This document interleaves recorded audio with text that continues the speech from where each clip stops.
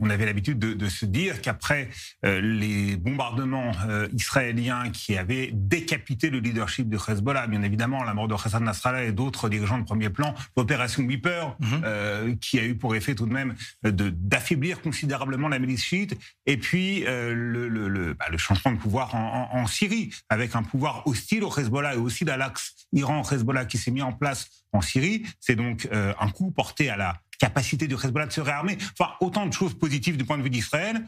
Et là, finalement, le Hezbollah reprend du poil de la bête. Oui, parce qu'il y a énormément de fonds de la part de l'Iran qui arrivent au Liban dans les mains du Hezbollah, que toutes les entreprises liées à Qard al-Hassan, c'est-à-dire l'entreprise de financement, une sorte de banque annexe financement du Hezbollah, eh bien, ont repensé leur stratégie de telle manière à continuer à recevoir de l'argent malgré énormément d'entreprises qui ont été placées dans la liste noire de l'OFAC, c'est-à-dire le Trésor américain.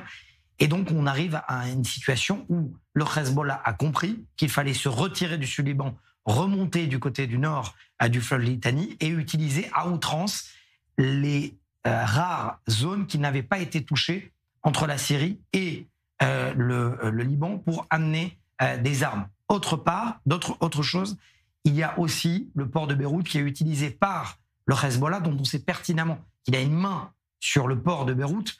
Je ne vais pas rappeler l'explosion du port et les sacs de nitrate qui ont explosé à l'époque, mais qui est utilisé par le Hezbollah pour acheminer des armes. Donc on arrive à une situation quasiment intenable pour Israël, qui a fait passer le message aussi du côté des États-Unis. On ne va pas rester longtemps les bras croisés. Alors, ça signifie qu'on va au-devant d'une confrontation en bonne et due forme, ou est-ce que les États-Unis, avec leur capacité d'influence sur les différents acteurs au Proche-Orient, pourraient peut-être éviter l'escalade? Les États-Unis pourraient le faire, sauf que les dernières déclarations, notamment de Tom Barak, l'envoyé spécial américain au Liban et en Syrie, ne vont pas dans le bon sens. C'est-à-dire que lorsque ce dernier parle, il salue le rôle joué, par exemple, par la Turquie, puisqu'il est intéressé à obtenir un accord en Syrie.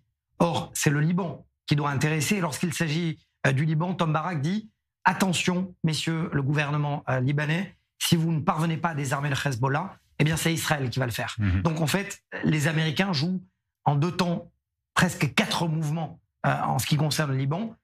On se dirigerait, vous voyez bien là, je suis extrêmement précautionneux, on se dirigerait davantage vers une frappe préventive israélienne massive, certes, plutôt qu'une confrontation au sol à suivre.